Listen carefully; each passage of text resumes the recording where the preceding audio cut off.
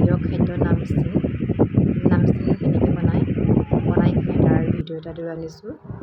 গুড়ি কৰা শুকান মাছখিনি বটলত ভৰাই থোৱা আছে।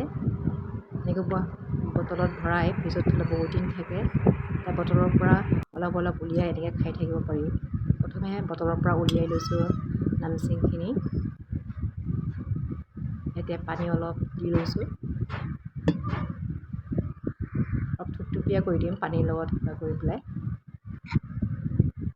ইয়াতে নিমখ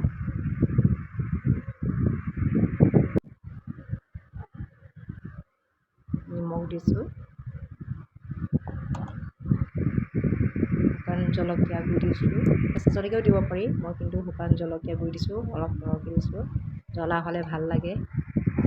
গোটেইখিনি এতিয়া পানীৰ লগত মিক্সাৰ কৰি লৈছোঁ। থুপথুপীয়াকৈ মিক্সাৰ কৰি লৈছোঁ।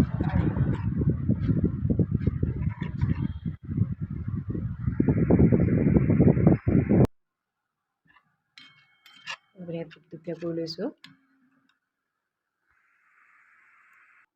কেৰাহীটো তেল গৰম কৰি নহৰু এটা দি দিছোঁ ইয়াতে। তাৰপিছতে থুপথুপীয়া নামচিংখিনি ইয়াতে ভাজি দিছোঁ। বেছি সময় ভাজিব নালাগে কাৰণ এইটো সিজাই আছে,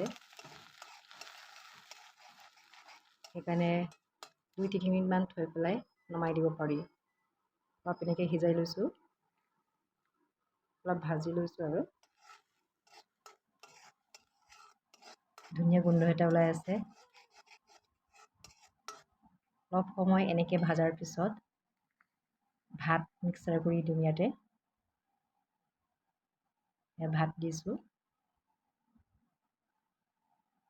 পেটু ভাজিৰ নিচিনাকৈ বনাই লৈছোঁ আৰু কিছুমানে কিন্তু পাতত দি খায়, মই কিন্তু ভাজি খালে বেছি ভাল পাওঁ। এনেকৈ যেনেকৈ পেটু ভাজে মাছৰ পেটু তেনেকৈ ভাজি লৈছোঁ।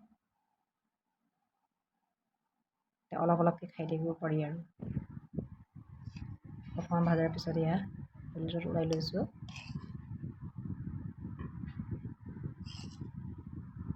দালি আৰু ভাতৰ লগত খাই এনেকৈ ভাল লাগে।